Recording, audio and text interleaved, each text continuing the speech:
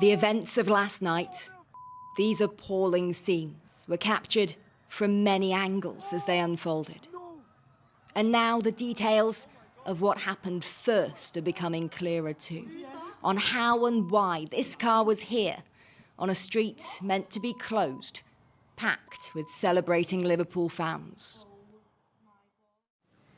It is believed the driver of the Ford Galaxy car involved in this incident was able to follow an ambulance onto Water Street after the roadblock was temporarily lifted so that the ambulance crew could attend to a member of the public who was having a suspected heart attack. An estimated 1 million people had packed into Liverpool in the pouring rain to see their team on the top of a bus parading their trophy through the streets. It was a celebration we'd come here for, and all those people had just been on the parade, everybody been celebrating. Karen and her cousin Millie were in the crowd on Water Street, where the car finally came to a halt, with people trapped underneath. She told me what they saw. Somebody just approached us to say, this is something that just happened. We were like, and all we could see was people, blood, others lying on the ground, families crying. It was horrible. Well, scenes of joy turned to utter horror and devastation, and my thoughts and the thoughts of the whole country are with all of those that are affected, those injured, which of course includes children, their families, their friends, the whole community, Liverpool fans everywhere. The open-top bus parade celebrating Liverpool's Premier League title had started at 2:30 p.m. with a 15-kilometre route through the city. Around 5:40, they were on the Strand in the city centre, right by the Liver building, passing through the junction with Water Street. 20 minutes later, this. Near the parade route on Dale Street at 6, fans were still filling the streets celebrating as a car tries to get through. Footage shows it reverse, knocking into people. After a man kicks and hits the car, it suddenly reverses again, then moves forward into the crowd.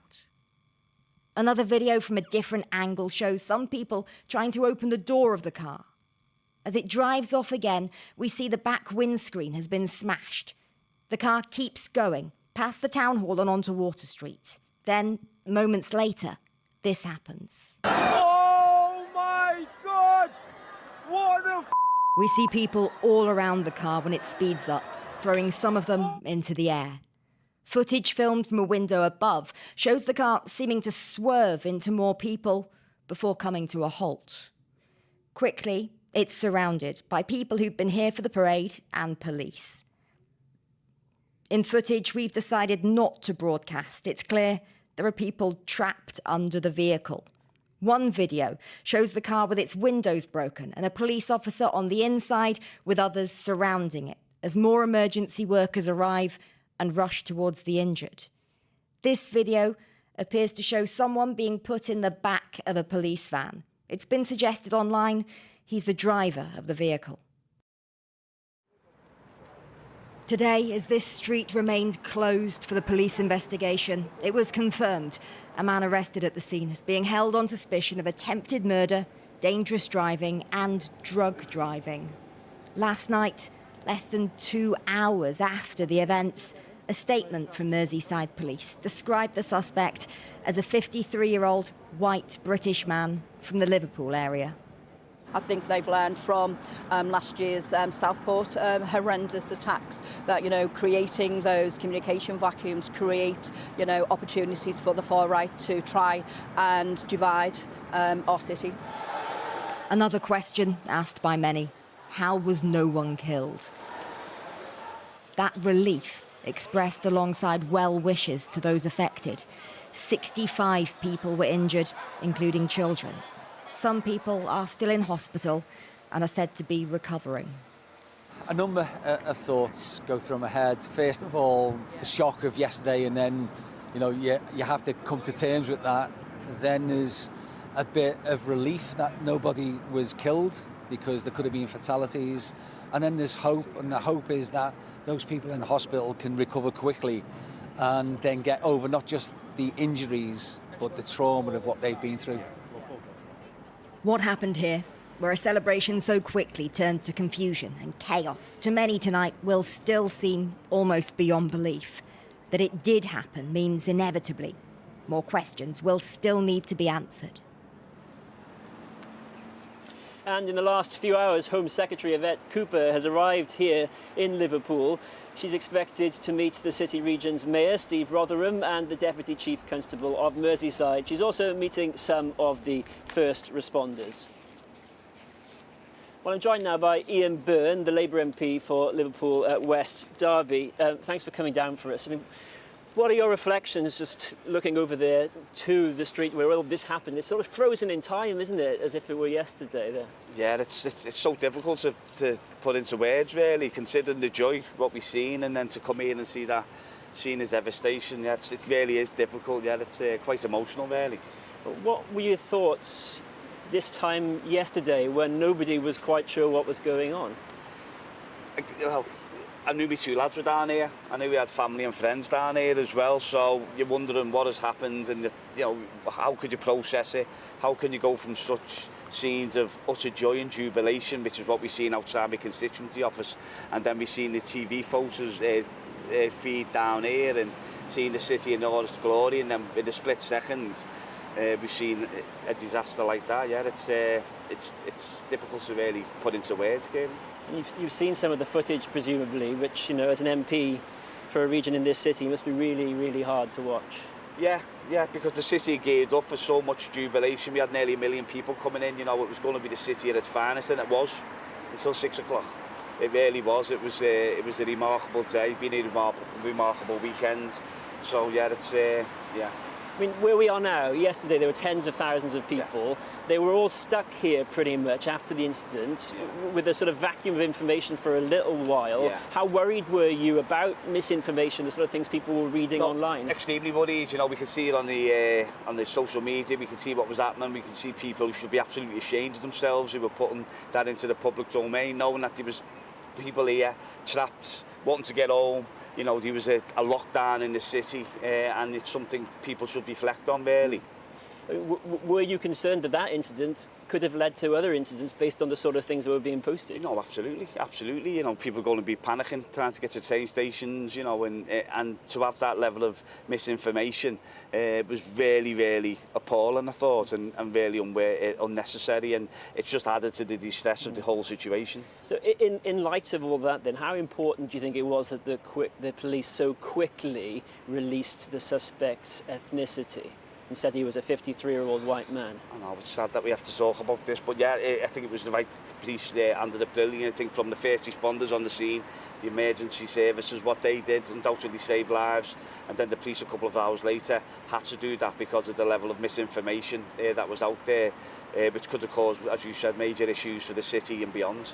And people obviously have Southport in mind, the events of last summer in relation to that decision. Is that how you see it? Yeah, possibly, yeah. I think I do see it that way, yeah. But as I said, I can't commend the police enough for how they handled it and what's happened in the aftermath. Well, what about the community now? Because you represent West Derby, and the police have been giving us even more information tonight, and the suspect is from that part of Liverpool, which your community is directly affected here. Yeah, I think the community's thoughts and prayers are with everybody that was actually injured, and the police investigation will take its course, and the person, wherever he's from, will undoubtedly face the full wrath of the law, rightly so. So yeah, I think everybody's thoughts are just with the people injured, because it was never supposed to be a day for that to happen. And this city and this football club has experienced tragedy before, of course, and Hillsborough is never far from people's minds here, is it? I mean, what were you thinking yesterday in respect of that? It's a difficult question, really. Yeah, it was just, we didn't really know, did we?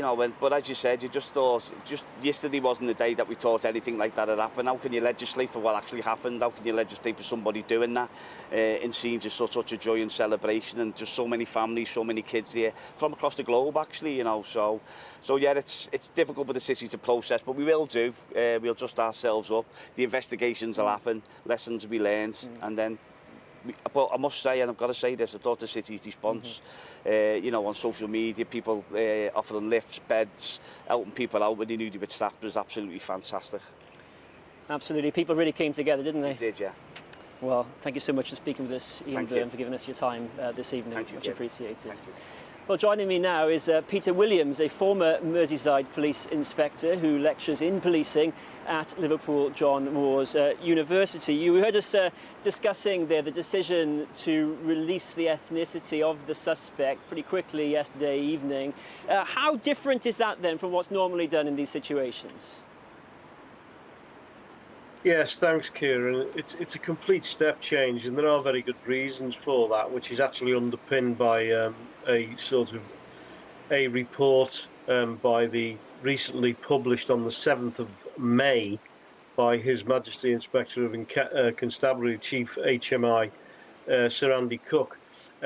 Basically, he was tasked by who you've just mentioned, the Home Secretary, back in September to look at two particular issues emanating from the Southport incident. One was the police response or lack of it in terms of the disorder, but secondly, for what we're talking about, is how they dealt with the communication and particularly the social media.